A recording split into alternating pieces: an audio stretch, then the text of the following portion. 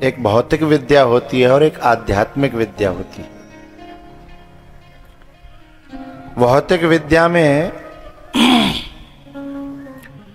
व्यक्ति बुद्धिमान तो होता है लेकिन विद्यावान नहीं होता। लेकिन जब कोई व्यक्ति भौतिक ज्ञान के साथ साथ आध्यात्मिक ज्ञान को संग लेके चलता है तो फिर वो विद्यावान बन जाता है।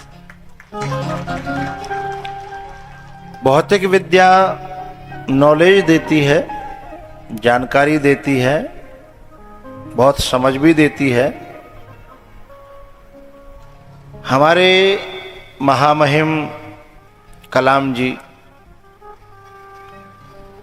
भौतिक विद्या में बहुत आगे थे, लेकिन वो साथ में गीता भी रखते थे और पढ़ते थे और संदेश देते थे। वो ये बताना चाहते थे कि भौतिक से बहुत ऊंचाइयां पाई जा सकती हैं, लेकिन सुकून और शांति तुम्हें इसी में मिलेगी, गीता जी में, भागवत जी में, अध्यात्म में।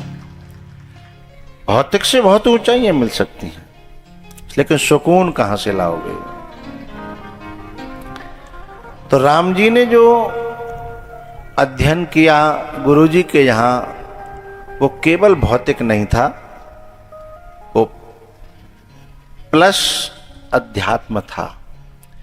इसलिए हम अपने आप को जैसा रेडी करेंगे, प्रकृति हमें वहीं खींच लेगी। जेहि कर जेहि पर सत्य सनेहु, सोते ही मिलहि न कछु संदेहु। लॉ ऑफ अट्रैक्शन एक बात कहता है कि हमारी वृत्तियां जहां पहले खिंच गई होंगी, हम फिजिकली भी वहां अपने आप खिंचे चले जाएंगे। पहले वहां मन जाता है, फिर बाद में तन जाता है ना। तो जेहि कर जेहि पर सत्य स्नेहु, सोते ही मिलहि न कछु संदेहु। उदाहरण के लिए एक छोटी सी एक उदाहरण के लिए दृष्टांत है कि एक जो है वह जमाने की बात, जब साइकिल किसी किसी को मिलती थी शादी में, और उसका नाम हो जाता था कि फलाने के छोरा है साइकिल मिली है शादी में। हाँ, और रेडियो और एक घड़ी है, बोले 3 चीज मिल गई तो क्षेत्र में। हाँ, ऐसे समझो कि जैसे यदि ये 3 चीज मिल गई तो बा को जैसो ब्याह काऊ को भयो ना है। यूं तो ब्याह है रहे चारों तरफ, लेकिन ब्याह यूं कहता वो याद रहता है वो। तो एक के छोरा को ब्याह है, वहां साइकिल मिली, बा को बाप जो है थोड़ा सा वृद्धावस्था की तरफ था, तो उसने कहा कि भाई साइकिल हमें मिली है, हमारे छोरा तो हम चलाए वो सीखेंगे। अब ने उम्र भी ढलने की ओर जा रही थी, तो सीखा तो कभी था नहीं। कुछ बच्चों ने वैसे ही मजाक मजाक में उनको थोड़ा सा चलाना सिखा दिया, और इतना सिखा दिया कि वैसे तो क्रम ये हम लोग जो सीखे हैं, पहले आधी कैंची, फिर पूरी कैंची, फिर डंडा, और फिर गद्दी पे पहुंचते हैं, है ना। नियम तो यही है ना, मेरे तरीके से जो भी आप में सीखे हो। हाँ, लेकिन वो जो उम्र दराज थे तो वो सीधे जो है गद्दी पे बैठा करके उनको धक्का दे करके साधना सिखा दिया, लेकिन रुकना नहीं सिखाया, उतरना नहीं सिखाया। और लेके रोड पे जो बैठाए कि धक्का दे दो, अब चल तो परी, अब घबरा में कि रुकेगी कैसे और उतरूंगो कैसे, घबरा में वे। इतनी देर में काबा है, एक सामने एक बड़ो बूढ़ो आदमी और रोड पे जा रहा दूसरी दिशा में, अपनी साइड में नहीं, दूसरे हाथ पे सामने ही जा रहा हो। तो पीछे से आवाज दी, बाबा हट जा। सो बाबा बेचारे रोड पे थे, नीचे आ गए कच्चे में। फिर आवाज दी, चुक बुझ, वो साइकिल की धुन उधर ही बंद गई जिधर वो देखने लगे ना। उन्होंने कहा बाबा और हट। सो बाबा कच्चे में थे, गड्ढा में चले गए, और जाके गड्ढा में वो जैसे ही वो उतरे, पीछे थे गड्ढा में जाके दे दे। अब वो कह रहे पहले थे डर के मारे, हम कह रहे तुम हट जाओ हट जाओ। तो वो बड़ा बूढ़ा बाबा बोले हटवे की नहीं कहनी तो मैं यूं कहनी कि भागे तितना भाग ले खेतन में। तो मैं तो यूं कहनी कि खेतन में भाग ले, हटवे की तो लास्ट सीमा है गई। अच्छा वो जो बड़े बूढ़े बाबा थे उन्होंने कही अच्छा तुम भी वृद्ध ही से हो, पर तुम्हें कम से कम गाड़ी अपने हाथ पे तो चलानी चाहिए, अभी जानते ही नहीं थे हैं क्या अपनी साइड क्या होती है, रॉन्ग साइड क्या होती है, हैं? तो उन्होंने कही ये अपना हाथ का होता है, बोले ये हाथ आपका अपना है, इस हाथ पे गाड़ी चलाई जाती है। बोले जो हाथ का ते बाप को है, हैं? हाथ दोनों हमारे हैं, हम कहूँ हाथ पे चलाए? बोले तो तुम मरोगे, हैं? दृष्टांतों के सिद्धांत ये है कि जिधर नजर चली जाएगी ना गाड़ी उधर जाएगी ही जीवन की, उसे कोई रोक नहीं सकता। अगर गाड़ी को रोकना है तो नजरों को रोकना पड़ेगा।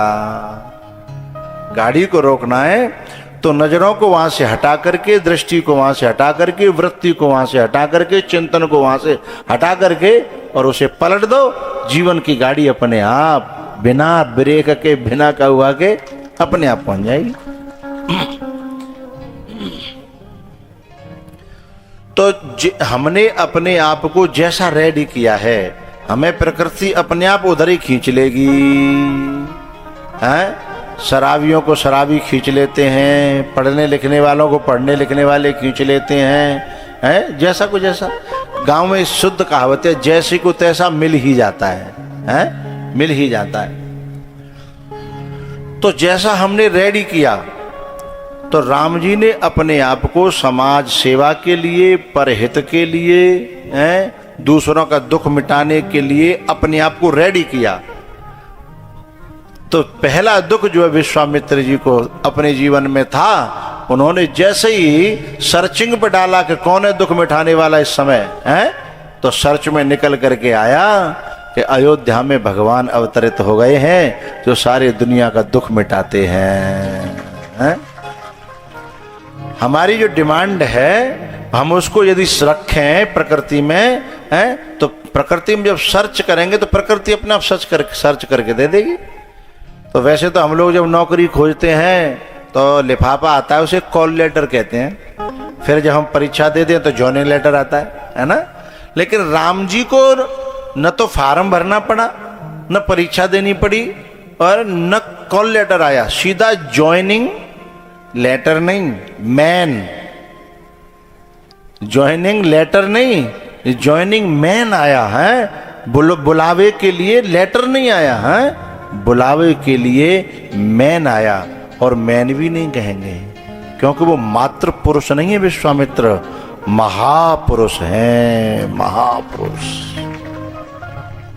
हमने कैसा तैयार किया है खुद को, बुलावा वैसा ही तो आएगा, है?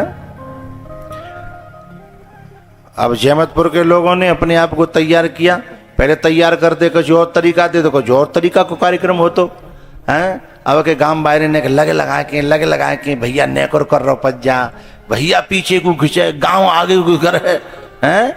खेचा खेचा है के बात बनी गई, हैं? तो हम जैसा अपने आप को रेडी करेंगे, है ना, रेडी करेंगे। राम जी ने कैसा रेडी किया होगा अपने आप को कि विश्वामित्र उस समय का, विश्व का नाम में छुपा हुआ है।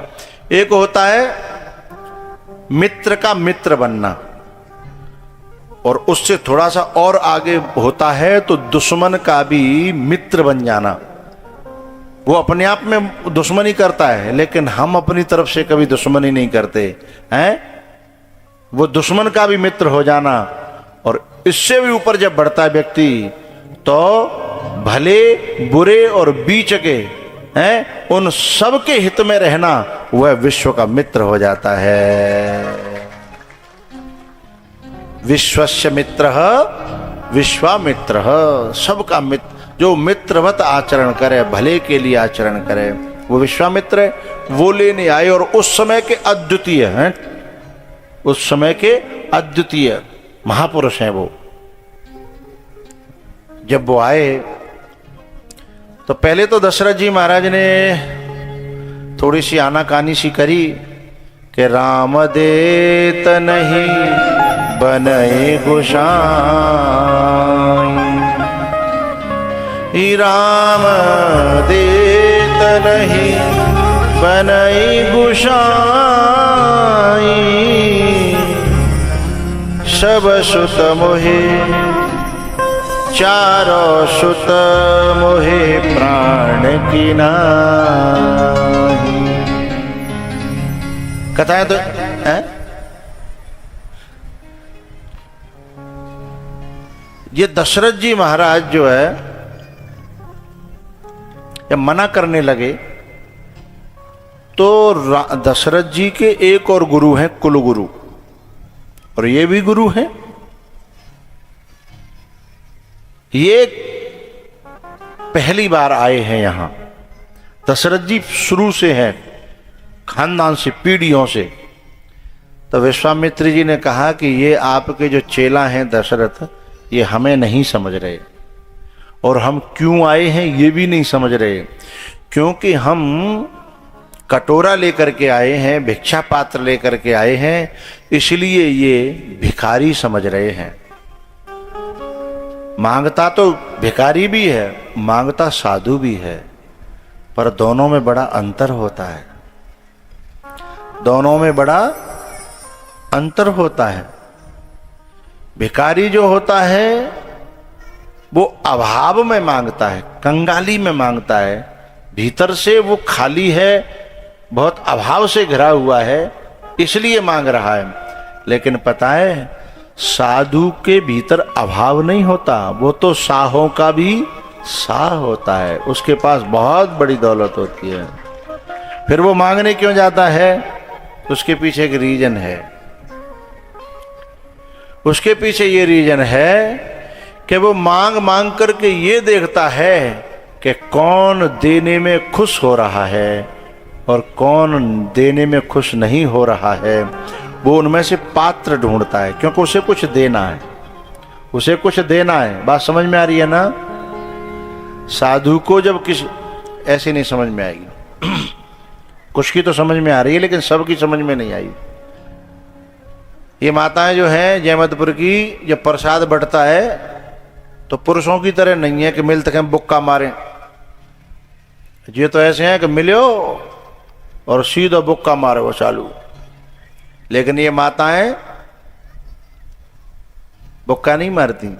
बोले तो साड़ी के छोर में 3 गांठ लगाए के, है ना, और यदि ने कम दिख रहा हो तो यूं कह के बेटा नाती ने ज्यादा है, ने का दे हो तो है, तो देने वाला दे भी देता है। तो ये ले जाती हैं। फिर घर पे जाकर के सबके हाथ में, बड़ो नाती नातनी सबके हाथ में देती हैं। लेकिन पता है उन्हीं में से फिर एक एक से ये मांगती हैं। देखने के बाद फिर कहती हैं चलो मोए कौन कौन देगो, है ना।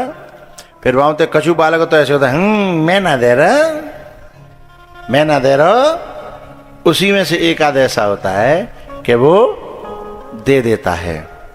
तो ये जो दादी का मांगना है, मांगने के लिए नहीं है। दादी ये देख रही है कि आगे इसमें कुपात्र कौन है और सुपात्र कौन है। जिसे आगे से मुझे बांटने की बजाय किसी एक को देना हो पूरा का पूरा, जो सब में बांट सके, इतने खुले दिल का हो, उसको चुनाव कर रही है। बात समझ में आ रही है? उसको चुनाव कर रही है। ऐसे ही साधु जब आता है और जब मांगता है तो मांगने के लिए नहीं मांगता है, वो चुनाव करता है और उसके परमात्मा के प्रेरणा से आता है और वो देखता है कि कौन पात्र है और कौन कुपात्र है। ये विश्वामित्र जी महाराज के आने के 2 कारण हैं। एक कारण तो है कि विघ्न पड़ रहा है यज्ञ में, एक परेशानी खड़ी हो गई है। एक दूसरा कारण और है, वो कारण ये है कि जो विश्वामित्र जी महाराज का जो आश्रम था ना, वो जनकपुर के पास था। जनकपुर हमारा इस समय की जो भौगोलिक स्थिति है उसमें नेपाल में है। ठीक है। नेपाल से जब हमारी सीमा में आओगे तो बिहार पड़ता है, वहाँ बक्सर नाम एक जगह है, वहाँ विश्वामित्र जी का आश्रम था। ठीक है। वो जनक जी के यहाँ आते जाते रहते थे। एक बार जनक जी के यहाँ गए तो सीता जी छोटी सी थी, तो छोटी सीता जी जो छोटी छोटी बच्चियां बहुत काम करने में माहिर होती हैं। मैंने ऐसे ऐसी बच्चियों को देखा है कि जिन पर चला नहीं जा रहा, लेकिन माँ के पीछे बेलन से रोटी बेल रही हैं, बर्तन मांज रही हैं। आप लोगों ने भी देखा होगा, मैंने भी देखा है, क्योंकि उसे सेवा करने का शौक होता है, स्वभाव होता है, हैं? यदि बाजार में ले जाओ बच्ची को तो वो चकरा खरीदेगी, बेलन खरीदेगी, हैं? किचन के सामान खरीदेगी। और जिन्हें में देखा वो ले जाओ लड़के को तो बंदूक खरीदेगो, तोप खरीदेगो, है? हाँ या ना तो बोलो करो, है ना? और है सकते है आगे सीधे अपने बाबा की कनपटी इधर है, बाबा निकाल दे जेब में तो जो कुछ हुआ तो है, बाबा भी कनपटी में रख देता है।